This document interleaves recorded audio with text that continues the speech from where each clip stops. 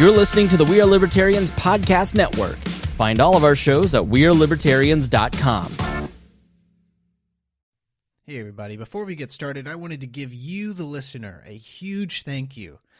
We just crossed over 550 total listens, and I'm just on my 10th episode. So I really appreciate your support, everybody. Thank you for listening. Thank you for taking the time to share with your friends. If you haven't already, please subscribe to us on iTunes. We're located on Spotify as well. Be sure to share us with your friends and interact with us on Facebook. I'd love to hear your ideas. If you get topics that you want to hear on future episodes, let me know. But thank you again, and let's jump on into the episode. I'd be listening to the mainstream media and just be left frustrated on how they covered these stories. They would completely ignore facts just to promote their own agenda. I said, man, I could do a better job than these fools. I should start my own show. So I did. All right, what's up, everybody? Welcome to another episode of Freedom Strips. I'm your host, Keaton Tucker. My guest today is the host of the Brian Nichols Show. He's one of the shows in my podcast rotation. I really enjoy listening to him. Brian Nichols, thank you for being here, sir. Absolutely, Keaton. Thank you so much for having me on. And the intro, man, if there's ever an intro to get you jacked up, like I just came back from the gym. I was doing shoulders today. I should have had your intro just on repeat. Would have gotten me all jacked up. It was great. I appreciate that. Yeah, I put a little bit of work into it. It wasn't too much, but I enjoy the intro too. It's a fairly new thing, but I appreciate that. Drop that beat. Remember that old Vine of the two? I think they're Sikh gentlemen, and they're in the car, and the beat drops. Yeah. Yeah. That's what it felt like right there. So that. Yeah, it's great. Drop the beat. Well, Brian, why don't you give the listeners a little bit of your background, kind of introduce yourself, as well as give them a little bit of background on the Brian Nichols Show. Absolutely. So I am the host of the Brian Nichols Show on the We Are Libertarians network. Keaton informs me that my dear leader, Chris Spangle, joined him back for his last episode. So you guys should be familiar with the network. But if you're not, We Are Libertarians is based out of Indiana. And it's got a great number of shows on the network, including the main show, We Are Libertarians. The Boss Hog of Liberty with Jeremiah Morrill, which talks about more local politics in Indiana. And then there's my show, which is the Brian Nichols Show. So I like to say we're a political show for anyone and everyone. The main goal of my show is to leave my audience educated, enlightened, and informed. And as cheesy as that sounds, well, yeah, it is. I try to have people from all means of political thought in my show. So from those in the far left to the far right and all those in between. My audience is very diverse. I have, yes, a lot of libertarians that listen to my show. But I actually have a lot of moderates and, believe it or not, quite a few Democrats and some Democratic socialists who also listen to my show. So the main thing about my show is I try to bring people on to my show who can discuss the topics or the news or the issues that you care about in an objective manner and to really explain what their specific position is on the issues so you can better understand where they're coming from. So that's kind of my show in a nutshell. If you're interested in listening to my show, folks, it's the Brian Nichols Show. You can find it on really anywhere where podcasts are found. So yeah, it's been an honor and it's been a privilege to join Chris over on his network, and it's been a blast too. So far, about a year and a half now doing my show. And we've had some great guests on from, Larry Sharp, Matt Kibbe, Jeffrey Tucker, Adam Kokesh, all those in between. It's been a heck of a ride. And going into 2020, I have a even better feeling. It's gonna get wilder and crazier in the best of ways. Yeah, it's gonna get even better. And it's funny that I listened to a couple of your episodes where you did interview several of the libertarian candidates, and Larry Sharp's always fun to listen to. I kind of talked briefly with Chris about Larry Sharp and what he was doing in New York. He had a lot of interesting ideas, and he really, he didn't make that big of a dent in New York, but he actually made more of a dent in New York than has happened in really any time for a third-party candidate over there. Oh, for sure. Yeah, I'm from New York State, and never has a third-party candidate for running for governor really made that much. Well, that's kind of true. Because back in 2010, Carl Palladino ran as, I think he was the Tea Party. No, it was something along the lines of like being a Tea Party candidate against Cuomo, but I think he ran against a Republican too. I could be wrong, but otherwise, no. Yeah, Larry, what he did as a libertarian hasn't been done in New York State in, I don't think, ever. New York State's a weird state where you have to get 50,000 votes just to be on the ballot for any other elected office. So Larry was able to accomplish that with his success. So and that's huge for libertarians, because then they don't have to go out of their way to raise money to then go and get onto the ballot and go around circulating petitions and such. So to have Larry's success in New York was incredibly important. So yeah, kudos to Larry and what he was able to accomplish, for sure. Yeah, no, he's a fun guy to listen to too. And he's got a lot of hype in the Libertarian Party as far as especially that last election. There was a lot of talk going around with him. One of the topics, really the main topic I wanted to talk, the reason why I brought you on, Brian, was the fact that socialism is continuing to grow in popularity in the United States. It is very obvious that there has been a increase in popularity with this ever since the 2016 election, with Bernie Sanders coming in, and it has just continued to snowball. And what I worry is, if this doesn't go unchecked, and if people don't actually get educated onto what capitalism is and why people have these negative views towards capitalism and start to entertain the idea of socialism, we could be going on a path that is going to be very hard to turn back from. Absolutely. That's true. So kind of starting out, Alexandria Ocasio-Cortez is one of the as Ben Shapiro calls her, the fresh faces of the Democratic Party. So fresh, so face. So fresh, so face. But, AOC is a topic that comes up very often in my show, at least it seems like, which is still a very new show. But she comes up very often in many other shows as well. I've battled with myself about bringing up AOC as often as I do, just because I feel like I'm going to be giving her more credibility to her name and her ideas. But the more I think about that, the more I know that that's not true, because if you look at the mainstream media, they're already doing a hell of a job at that. You look at the mainstream media headlines every time that woman utters a sentence, and she's plastered up onto there. You see the media claiming that the right is obsessed with her, but they are obviously plastering this woman up on every media outlet available. It's literally the definition of gaslighting, essentially. Yes, absolutely, for sure. I've made the leap to start this new show and to speak the truth to the best of my ability, but I can only do so much, and that's why I want to bring people like you on, Brian, to kind of help, speak truth to what capitalism actually is. And so, which this kind of brings us to some of the videos that's been circulating around this week. And that was when Alexandria Ocasio-Cortez did an interview at South by Southwest this week. And it went about exactly as you thought it would go. So she attacked moderates. So she attacked people that had moderate stances. She went after capitalism, calling it an irredeemable system. And even Bill Nye, the gender is a construct guy, showed up. So it was a little bit weird. Did you see any of these videos? Oh yeah, no, I did, and I tried to erase it right from my memory as soon as I could, because it's so full of inaccuracies, and I think it's not a matter of her being willfully ignorant. I think it's a matter of she knows that she's saying something that's not true, and she doesn't care because she wants to promote her ideology over the truth, which is what capitalism actually is, what the free market actually is. Yeah. And so one of the videos I wanted to play, I want to kind of hit on those 3 points that I kind of brought up earlier about her attack on moderates, her attack on capitalism, and her definition of capitalism. And really, let me see if I can share my screen with you here, because what I want to do is, here we go. I want you to be able to watch this and view this. There she is. Yeah, there she is.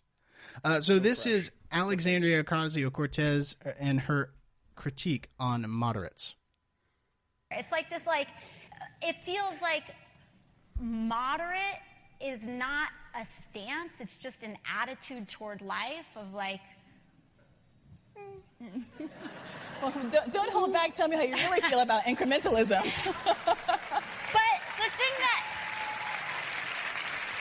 But here's the thing that upsets me is that we've become so cynical that we view or we view cynicism as an intellectually superior attitude. And we view ambition as youthful naivete.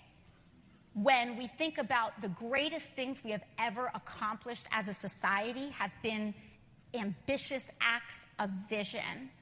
And the meh is like worship now for what? Like for what? So, Brian, your thoughts? She's conflating ambition with an idealistic view almost of a utopian society. And she's also conflating the meh, as she was so eloquently phrasing it, with an acceptance and a pragmatic view of reality. So she's obviously referring to her Green New Deal, which was absolutely and rightfully so lambasted by pretty much everyone except for those on the left.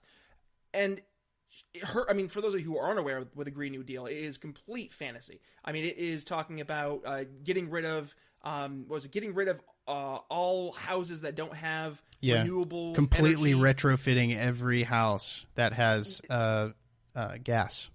Getting rid of cows, trying to get rid of pretty much any form of transportation that could possibly use fossil fuels. And the timeline for this was like 10 years or something stupid like that.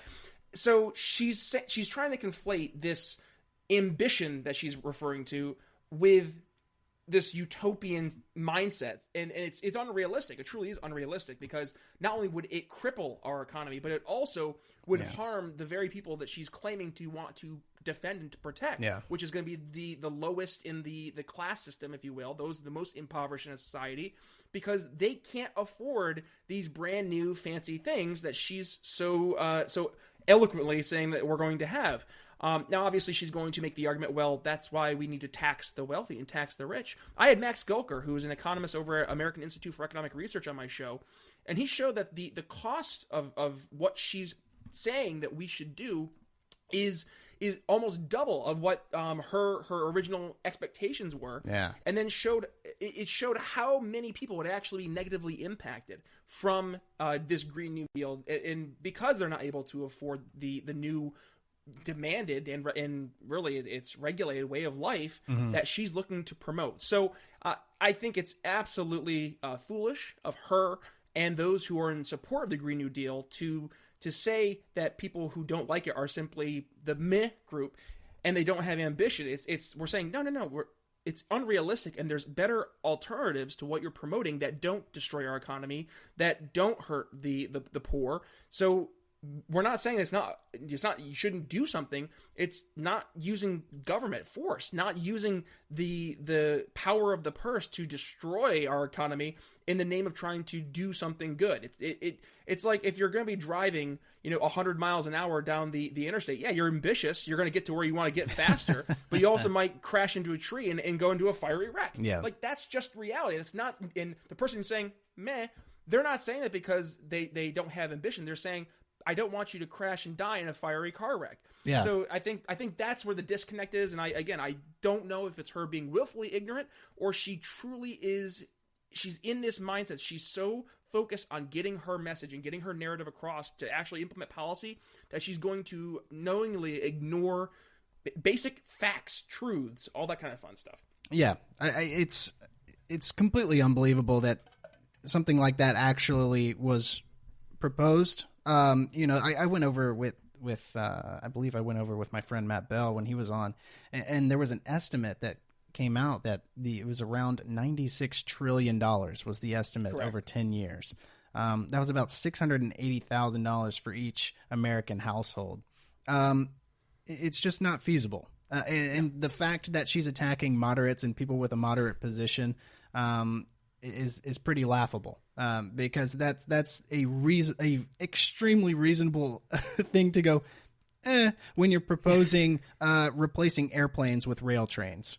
for instance. And you know what's sad? I mean, I remember, I'm old enough to remember 10 years ago when Al Gore said that if we didn't do something, just the generic do something, okay, we were going to have, no polar ice caps by 2015. We were going to have, the polar bears swimming in the Arctic Ocean. New York was going to be underwater. Exactly. Like, what's in Ghostbusters, what's Bill Murray's line? Cats and dogs living together, mass hysteria. Like, that was what we were told back in the early 2000s. And, oh my gosh, we're in 2019, and somehow we're still alive. I mean, I was supposed to be dead from net neutrality and from the tax cuts. It's amazing, and now isn't this. And I'm still alive, and I live in one of the most liberal cities in the world, in Philadelphia, Pennsylvania, so I don't know how I'm still alive, but here I am, somehow, and it's so frustrating, because we get into this mindset, if we don't do something now, X is going to happen, and it brainwashes these kids. Like, did you see that video of all those kids going to Senator Feinstein's office, and they're like, we need to do something, because it's our future, and I never agree with Dianne Feinstein, but she's like, no, that I'm like, no, you're being used as a pawn. Like, stop. And she got lambasted for her response. She sure did. She's saying just common sense. Like, it's not going to be the end of the world in 10 years. This scare tactic approach has been used so many times that it's like the boy who cried wolf. Nobody's paying attention because you cried wolf so many times, and God, it's going to be one time. Yes, we need to change what we're doing as a society and how we impact the environment and limiting our pollution and our carbon footprint. But it's when you keep on saying that if we don't do it now, the end of the world is here. And I'm saying way over here or right here next to us. People they grow numb to it because they're like, well, it didn't happen last time. So, I mean, it's just, I think she's completely ignoring the basic realities of history and what's been threatened in the past and where, the reality is, what actually happened and why people are so skeptical and they don't take her seriously. Yeah. Well, it's pretty incredible. She also claimed that capitalism was irredeemable. As a system itself, which I think one of the main reasons for that is that people are conflating crony capitalism with capitalism. And I want to get your thoughts on that right after we hear it straight from Alexandria Ocasio-Cortez, kind of explaining what her definition of capitalism actually is. To me, it's an ideology of capital. It puts capital, the most important thing is the concentration of capital, and it means that we seek and prioritize profit and the accumulation of money above all else, and we seek it at any human and environmental cost. That is what that means. And to me, that ideology is not sustainable and cannot be redeemed. Just as there's all of this fear-mongering that government is going to take over every corporation and government is going to take over every business or every form of production, we should be scared right now because corporations have taken over our government. The mindless seals clapping along. In my opinion, we should be wary of any entity in which both of those things are combined, whether it's through one way or the other. And that's why the emphasis in democratic socialism is on democracy. She doesn't even realize that she just contradicted herself. She did. Literally, in one breath, she contradicted herself. We should be wary of any system that combines one with the other, which is why we should have a system that where government and business all encompasses together. Yes. What? Surprise! Oh, she just makes my skin crawl. She's like, you ever watch Family Guy? Yeah. Where remember Brian's dating what's her name, the blonde, and Brian's in the car with Stewie going to break up with her, and he's like, you know how she always ends every sentence with like a question, like at the end of every sentence. That's who she reminds me of. It's like Can we stop pretending like this woman is some educated intellectual ideologue? Like she's not. Unbelievable. No, it's really not. And that's not capitalism at all. That is crony capitalism, which she's talking about with the big government in bed with big business. And that gets conflated with what capitalism actually is. That is not capitalism. Why don't you explain? Before I can, I want to make sure people realize too, it's not saying that it's because she's a woman, because I know that the card that always gets pulled out, like, oh, you're saying she's a stupid woman. Right. I've had dozens of women on my show, very intelligent women. And just my last episode, I had Dr. Mary Ruwart, who was one of the leading scientists when looking at the effects of how fish oil helps with the ability for your joints. I forget, because she's a lot smarter than I am, and she's talking about what this does. And I'm like, okay, that's great. I trying to understand what you're saying, but like, I hate that argument, and I like to nip that in the bud before we like people start having that as the initial straw man they're going to throw up as why we disagree with Alexandria Ocasio-Cortez. It's not because she's a woman; it's because her ideas are wrong. Yeah. No, you're absolutely right, and I want you to kind of go through a little bit and kind of outline what crony capitalism is for our listeners who may not know what crony capitalism is and what capitalism actually is, because what we actually have right now going on, in some forms, is true capitalism, but a lot of it is crony, and that's why a lot of this is coming up right now, where these people are kind of confused at the system that we have currently. And it's not because capitalism is growing out of control; it's crony capitalism growing out of control, and that is because the government's power is growing out of control. So, can you outline that a little bit for the listeners? For sure. So I think it's important to first define what a free market in a capitalistic system would look like. So a free market is where buyers and sellers essentially can engage in voluntary contracts between each other, which would be, Keaton, you have a pen and I have a pencil. I really, though, want the pen. So you and I agree that I'm going to give you X, whatever it may be. It might be giving you the pencil to you, or it might be giving you a form of currency to you in exchange for that pen. So now we both had a mutually beneficial relationship where you are walking away with something you find of value, and I'm walking away with something that I find of value. So in a free market society, we'll say, we'll just use companies as an example, have the ability to sell whatever product it may be. Let's say it's widgets, for example, and anybody in the society can go and purchase the widgets so long as there's a demand for the widgets.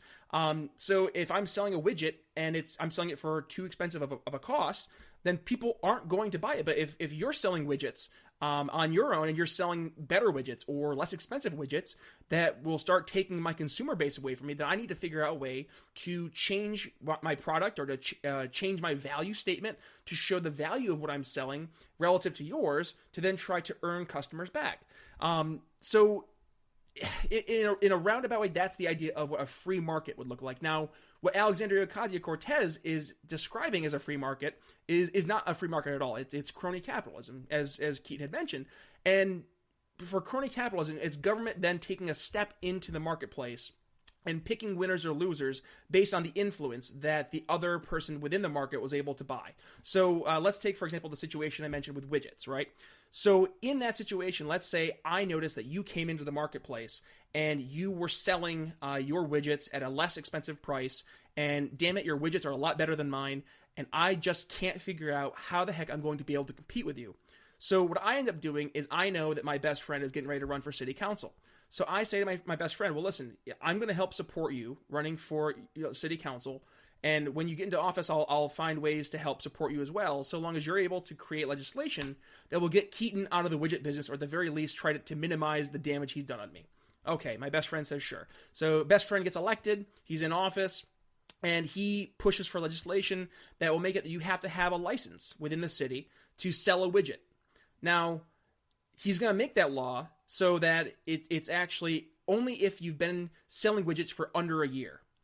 Well, I'm fine, because I've been selling widgets for about 5 years, and I had the market, and you just started here 3 months ago trying to sell widgets, and I'm sorry, because now you have to go through a process to get a license through the city to get your widget selling license. Yeah. So you have to now jump through all the hoops and the loopholes within the city bureaucracy to try to make it so you can get your license, but you have to spend months waiting in line or waiting to hear back, and in the meantime you're not able to sell your widgets, and I'm able to reap all the benefits that now I'm the only game in town.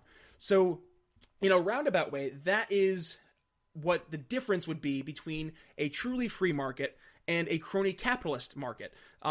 So I hope that kind of explained in an easy to understand way. 'Cause I know sometimes people do conflate this, willingly or not. So hopefully that kind of explained a little bit clearer as to what the true distinction is. It's a matter of whether or not the government's picking the winner through some regulatory or some license or trying to set some tax rate or whatever it may be that would disincentivize people from entering a marketplace or making it difficult for those within the marketplace to continue to be competitive. They would be otherwise in a free market setting. Yeah. Well, actually, another good example of just that is with Amazon lobbying to increase the minimum wage now. They've caved to the government to increase the minimum wage to $15 an hour. And you think, oh, hey, good for Amazon. They're increasing the minimum wage. They're paying people more at $15 an hour. Yep. Why would they be lobbying the government to do that with other companies? Well, it's almost as if they know that other companies can't afford to pay the $15 minimum wage. That's exactly it. If they can set the price at, it should be $15 per hour for the minimum wage, then guess what? We're the only game in town that can pay the $15 minimum wage. And it's funny how Amazon and the other larger entities that have been supporting that are already in the marketplace where they have the market share. I mean, let's look the other example of Facebook, right? It's like Mark Zuckerberg sitting there in before Congress, and he's like, "Yeah, let me help you write the regulations for this. I'd love to help you write the regulations to regulate telecom or to regulate social media." And it's like, oh, Mark Zuckerberg, the owner of literally the largest social media platform ever in the world, wants to help regulation to regulate himself, or is it to regulate other people from entering the market to be a competitor? That's right. I wonder. Yeah, absolutely. He's wanting to hedge his bets. Yep. Wanting to get a hold on the market using the government. It's actually it's interesting. You brought up New York earlier. There was an article that came out just the other day this week that New York is on the brink of bankruptcy. So, and they need money, and they need money fast. And it's, man, if only there was a company that could bring a large influx of cash into New York that could save New York. And their owner's name rhymes with Beth Bezos. I wonder who that could be. Yeah. Well, okay, and like to make it so, I know there's a lot of libertarians who don't like the Amazon deal, and rightfully so, because it was structured a lot on crony capitalism itself, because it was built to have they're giving subsidies. Them tax breaks that they weren't giving small businesses either. Exactly, yeah. which is wrong. Yes. But then you look at, okay, let's just ignore. Yes, it's wrong. I'm agreeing with you. Like, let's get rid of that premise. Let's go to the next step, though. You're now pushing a company away that was going to bring what was it, 25,000 jobs? 25,000 to 40,000. Yeah. Yeah, to your market where it's going to encourage the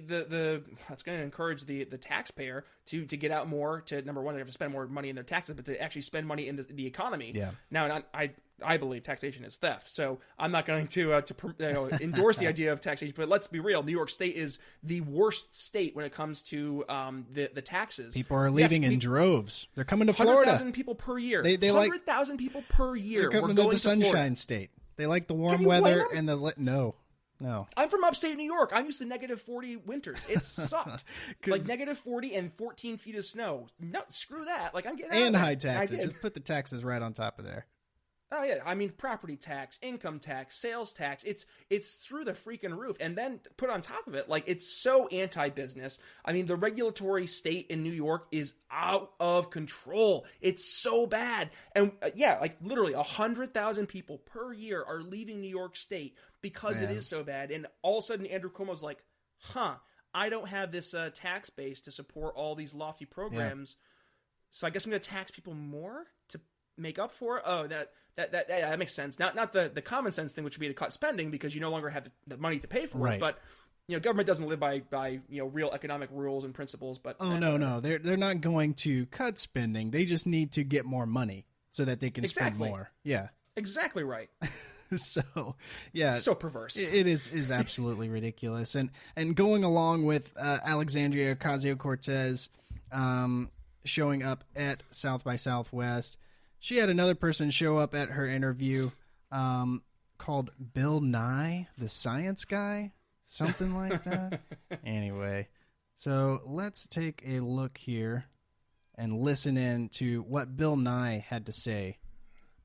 I'm sure so enlightening and Wonderful. Oh, yeah. I think this has to be the last one as we've gone over, but I think I recognize this. Oh my gosh! Greetings!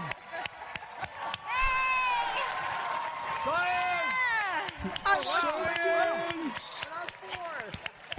Wow, greetings, everyone. Oh my goodness, this is amazing. Greetings. This is so nice. It's good to see you all. I can't take selfies with everyone. Keep in mind, here's what I think's going on. I'll ask the question in two ways. As you may know, I'm a white guy. I belong. What? That's shocking. Oh my God, Bill Nye's white? Breaking news. My to childhood was a lie. Jeez. Belong to two unions. Wow. But I think I belong to two unions. Wow. everyone. Wow. She's Wow. in love. 2 unions? Most people only have 1 union. Oh, wow. the problem on both sides is fear. Yep. People are afraid, people of my ancestry are afraid of having to pay for everything as immigrants come into this country. People who come in, the people who work at the diner in Alabama are afraid to try to ask for what is reasonable. Mm-hmm. So do you have a plan to work with people in Congress that are afraid? And I think that's what's going on with many of the conservatives, especially when it comes to climate change. Mm-hmm. People are just afraid of what will happen if we try to make these big changes. Mm-hmm. And I remind everyone, Article 1, Section 8, Clause 8 of the U.S. Constitution refers to the progress of science and useful arts. Mm-hmm. So when we address climate change, we're going to have clean water, access to the internet, and renewable electricity for everyone on Earth. Let's go. Yes! Let's go. Let's go. God. And to think I used to watch him every day after school growing up, and I was like, man, I want to grow up and be like Bill Nye. And now I'm so glad I didn't. No wonder. Like, he took his imaginary role as a scientist. He's a mechanical engineer. He's not even a scientist. He's not a climate scientist. He's a mechanical engineer, which that's not saying there's anything wrong with that. It's just that he's pretending that he's more than he is. It'd be like it is a character on a show, essentially. This is gonna be like a dated reference, but and probably not PC anymore with all that happened. But it'd be like looking at Kevin Spacey as he played Frank Underwood, so he's definitely somebody you should take political advice from. Right. Yeah. No, not the same thing, because he played a role. That's what Bill Nye did. Yeah. And he's using that, and he's taking this weird thing that happens with millennials, where we have this infatuation with yesteryear. So look at all the movies that are coming out right now. You got Dumbo, Aladdin, The Lion King. They are literally just rehashing all millennial childhood. And then you have a guy like Bill Nye who he grips on to this infatuation with yesteryear, and he's like, oh, I think I can make myself famouser again, because they're looking for me again. And he becomes a thing again, using the title of a guy who played a scientist on TV for kids. Yeah. It's ridiculous. And the fact that he goes, I think it's hilarious that he goes and quotes the Constitution. It's basically what he quoted was Article 1, Section 8, Clause 8 is intellectual property. It's an intellectual property, but he's trying to use that as a hedge for, this is why the government should take over industries and force their way into global climate change and to fix this mess. And then we're going to have free internet, free clean water, and oh my God. Clean telecom, and as they believe it or not, internet, it's not just a free thing. There are companies who have server farms across the nation just to be able to support the infrastructure that is required to provide the internet. And it's amazing. You know what's amazing is that the FCC released their numbers this year, and the internet speeds have gone up by 40% over the past year. I saw that. For your average person. And I swear, I remember a tweet from someone, I don't remember who they were, but they seemed like a really smart person, where it had broken down, could you imagine this is the internet? Twitter, $19.95 per month. Facebook, $7.95 per month. Your internet speed sectioned at this, and this, and you have to pay, $150, $200, $300, and it's that's weird. If anything, internet speeds have gone up, prices gone down. I still use Twitter for free. I still use Facebook for free. It's almost like they're using a scare tactic to scare me into believing something. So I'll use my emotions and make an emotional response and vote for something in an emotional way instead of looking at it logically and rationally. Yeah. It's like they're doing the same thing with the Green New Deal. Isn't that weird? Yeah. Yeah. So weird. Oh my gosh. Yeah. The world is ending in 12 years. So vote for my ideas because nobody else is coming up with them. And we'll be dead anyway, so what do you have to lose? That's what's so funny about it, man. It's just like, if that were true, if the world was ending in 12 years, if we had an asteroid coming in, beeline towards Earth, would we be talking about wealth inequality and all of this other nonsense? No, we'd be focusing on the giant rock about to hit Earth. Like, how do we destroy this freaking rock that's going to literally blow our planet into a smithereens? Yeah, it's a mess, man. I'm not saying that we shouldn't do anything, which we already, if we actually wanted to do something, that if we let government get their boot off of the free market and just let technology expand in the free market, automation and everything else is cutting down. Machines are getting more efficient. There's less emissions going in as technology improves. It's going to fix itself. And really, if you just get the government out of it instead of just completely wrecking the entire economy and just taking over the whole caboodle, it would fix itself. It would, 100%. But the problem is that, so I don't know if you've noticed this too, but like their solution for, like, let's just use the Green New Deal as an example because it's the most topical. The solution is so counterintuitive. It's like they want to incentivize people to find alternative means of, improving the environment through their actions. But then conversely, it's like getting rid of advances in technology that have actually shown, like, we have specific data points to show that, like, that advance in technology helped improve things on a grand scale. It's like, I don't know how they can have this cognitive dissonance to completely ignore things that are, like, verifiable truths, verifiable facts, data points, just to fit their own narrative. It's mind-boggling to me because it's not like a handful of people. Like, there are millions of people who support her, who support Bernie Sanders, and they support this Green New Deal. They support democratic socialism, despite mountains of evidence to the contrary. One look no further than Venezuela to see just the tragedy of a socialist society. Yeah, it's in our backyard. It's just truly amazing to me that people cannot grasp the facts because it just goes against what their belief system is. It's become a religion almost. It's like, well, I can't believe this because that's not what my Green New Deal Bible said. Like, can't do that. Sorry. No, yeah, it is.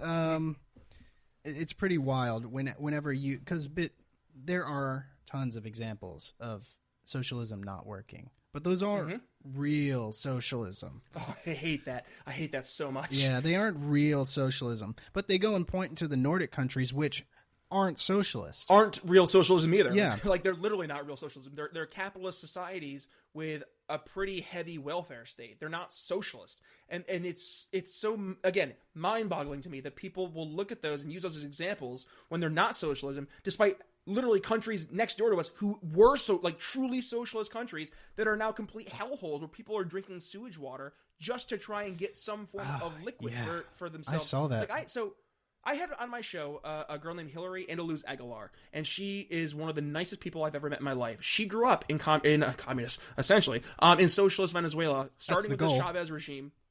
Starting with the Chavez regime to the Maduro regime. And she remembered watching as Chavez move up the ranks the exact same propaganda that's being promoted now, like this class warfare between the rich and the poor. They have what we've earned. The use of this, we're going to make the country better by making it more fair.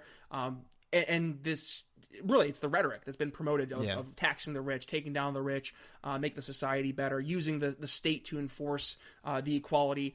And with his winning and essentially people like Bernie Sanders or Jeremy Corbyn, who were rabid fans of Venezuela because it was the success of socialism. Right. Like, look, this is a country that democratic socialism works. It's like, really, Bernie? Well, you said that in 2013 when it was air quote working, and then all of a sudden all the money ran out because people weren't buying Venezuelan oil, and all the rich people moved away, and now it's a complete hellhole. Yeah, but that doesn't. They work nationalized out. every service, and so nobody wanted to invest in a country where the government was grabbing everything.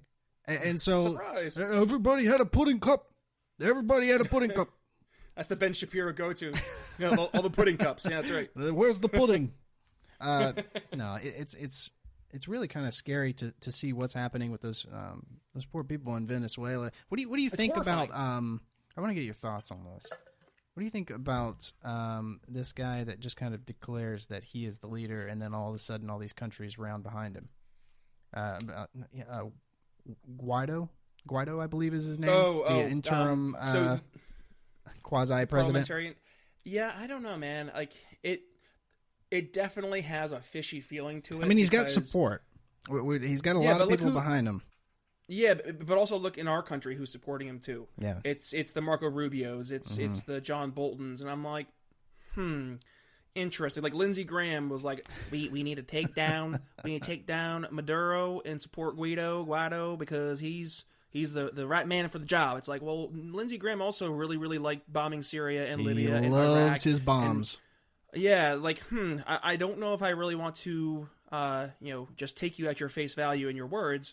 I might want to do some more research into this. And there's a lot of things that have been stifled coming from Venezuela. So I haven't gotten a more objective view. I even asked Hillary when she was on my show, and she didn't know too much about it, honestly, just because it is so new and it just kind of happened out of nowhere where you had this new election and this guy he named himself with the supporters, the alternative. And I think that's really what it comes down to is just he looks like he is the alternative to this just horrible regime in Maduro.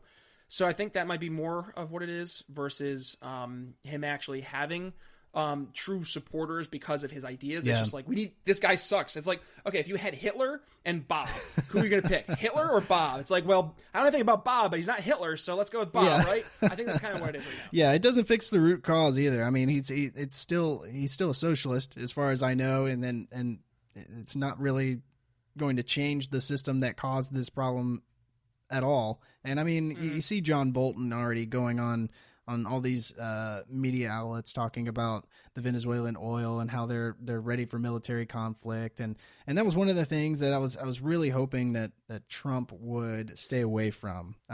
You know, he was talking to Rand Paul for a while, and those talks just kind of fell through. You already see him kind of leaving troops in Syria, something like I believe like 200 troops in Syria. Like, that's just asking for trouble, because you know what's going to happen if you just leave 200 troops. They're going to get attacked, and it's just going to cause us to go back in. That's all it is. Is it's the insurance policy by the neocons. Yep. You know what's really astonishing too is that all of this, like all that we're talking about, isn't surprising. Like, it's not like we're just like, really, intellectually, miraculous. It's that this has all happened. I mean, what's the expression? History doesn't necessarily repeat itself, but it certainly rhymes. Yeah. We've seen this happen before. We've seen the consequences of American intervention overseas. I'm not arguing. I hate the argument like, oh, so you would just let Hitler kill all the Jews? It's like, no, that's not what I'm saying. I'm saying that we have a constitutional means of declaring war, and it requires Congress to go and actually declare war. Yeah. We haven't done that since 1945. Yeah. Like, that's horrifying when you look at all the conflicts from the Korean War all the way to where we are today, overseas, pretty much everywhere. Honestly, we have troops stationed everywhere, all over the world, and it's never been done with a true declaration of war. There's a reason it was supposed to be so difficult for us to get involved in foreign conflicts. And I think we've gotten to the point we just don't care, because everybody seems to be in this mindset now. I say everybody, the voting public of, let's say 47% of American people who actually vote. The other, 53% just sit at home because they're like, what the heck is going on?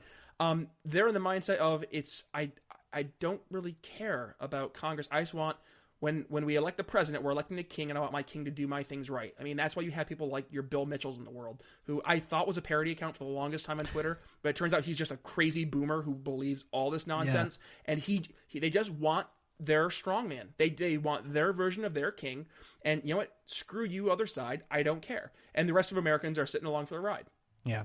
It's pretty scary. And one of the things that I did want to bring up as well, there was a new Gallup poll that came out, and I just want to read a little bit from this. It says, fewer than half of young Americans view capitalism positively. Americans aged 18 to 29 are as positive about socialism at 41% as they were about capitalism at 45%. This represents a 12-point decline in the young adults' positive views of capitalism in the past 2 years and marked a shift since 2010 when 68% viewed it positively. Meanwhile, young people's views of socialism have fluctuated somewhat year to year, but the 51% with a positive view today is the same as it is in 2010. However, like a 12-point decline in that. So this is dropping dramatically and fast. And so, Brian, before we close, I want to get your opinion on what can we do to help facilitate this change and to help educate people on what real capitalism is, what crony capitalism is, and really the horrifying examples of what socialism can bring to America. We have to speak to people, not talk at people. We need to have conversations with people, not debate people. So I had in my show Keith Rubino. He's a Democratic socialist. He was on my show 2 weeks ago. And Keith and I had a very engaging and sometimes a little intense conversation. But it was never a debate. It was a true conversation trying to ask genuine questions and try to get genuine answers. And I think what we need to do as libertarians or as conservatives or as Republicans, I don't care what you identify as, if you're somebody who's in favor of liberty, I want you on my side. I want you to be able to talk to people. And I think you're going to be able to find that the people on the other side of the aisle, they want the same things that we do. They want people to be taken care of. They want a clean and healthy planet.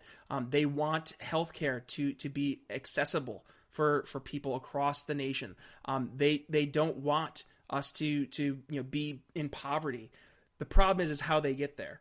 And I think we need to do a better job of showing how liberty is really the better way. And it's been proven, it's been documented over and over and over again of how successful liberty is in terms of actually accomplishing the goals that I think both sides of the aisle set forth.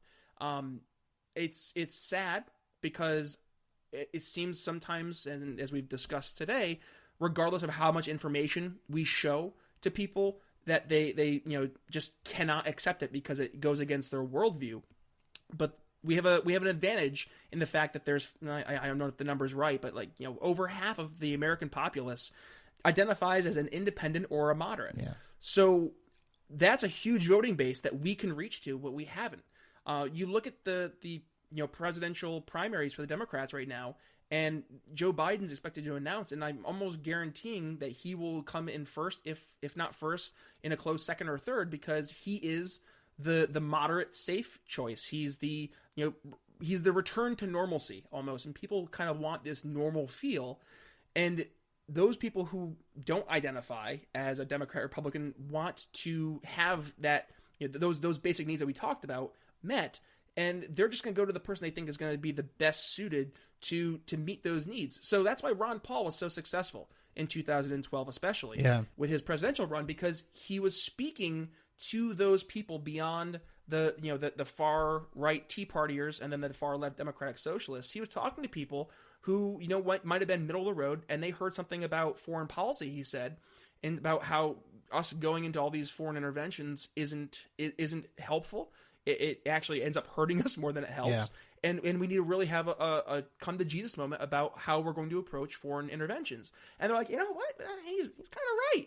And nobody else is having that rational conversation. Yeah. So I think as long as we can present ourselves as rational people with the ability to have rational conversations with people who don't necessarily agree with us, I think we got a real shot.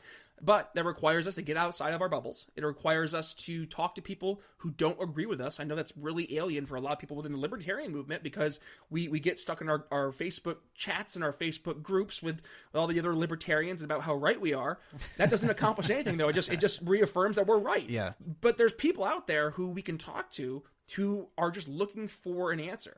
I'm hopeful, but I'm also a little nervous. Because I look at, in that poll you mentioned, in the past 2 years, 12% steep decline. Shift. Yeah. And I mean, what happened 2 years ago? You had Bernie, and he came out. It hurts me to say this. I know a lot of libertarians are going to be upset, but it's the truth. Bernie Sanders, so far, has been incredibly more successful than Ron Paul was. And that's just a fact. Yeah, I mean, Bernie Sanders has captivated the hearts and minds of millions of these millennials and millions of these Gen Zers, because he's preaching to them the solution to the internal desire they have of wanting all these wonderful things to happen. But he's doing it through this like dog and pony show of saying like, oh, look at all this stuff I can get to you. And instead of saying, well, here's, what's actually happening, we have to be the alternative voice and say, well, actually, here's what's happening. And we want the same thing. And here's how we're going to get it. And we're going to base it on, this logical, rational approach to economics, to how we as a society interact with one another through voluntary exchange. Once we're able to have those conversations with people, I think we're going to see a little bit of a change. But right now, we're not having that conversation. We're lecturing, we're debating, we're not talking to them. Yeah. My sincerest hope when I had Keith on my show was that he was going to share it with Democratic Socialist friends, and they were going to hear my side, and they're going to be like, okay, he's not Trump. And it's like, yeah, you're right, I'm not Trump. And that's how they rationalize a lot of times, like, oh, libertarians are just like Trump. Yeah. It's like, no, that's not at all. So like, if they can hear a different side, and it's through that conversational approach, I think that's how we're going to win the future. We have to have those conversations that are uncomfortable. Until then, we're just going to keep going through this proverbial third place cycle of libertarians always coming in third, never really advancing to the big kid table. And I'm going to end it with this. People will never take libertarians seriously until we take ourselves seriously. That requires us to act like adults, have conversations with people, not yelling at people, and truly trying to listen and empathize where they're coming from, reflecting those internal needs, isolating those needs, and making sure you're pinning down what the issue is, and then giving your answer. Not debating, just giving your answer, what your solution would be. Until then, again, just round and round we go. Yeah. Well, Brian, this has been a lot of fun. Hey, you said a lot of great stuff that I agree with. I'm sure the listeners are going to enjoy listening to you. I'd love to have you back on the show sometime.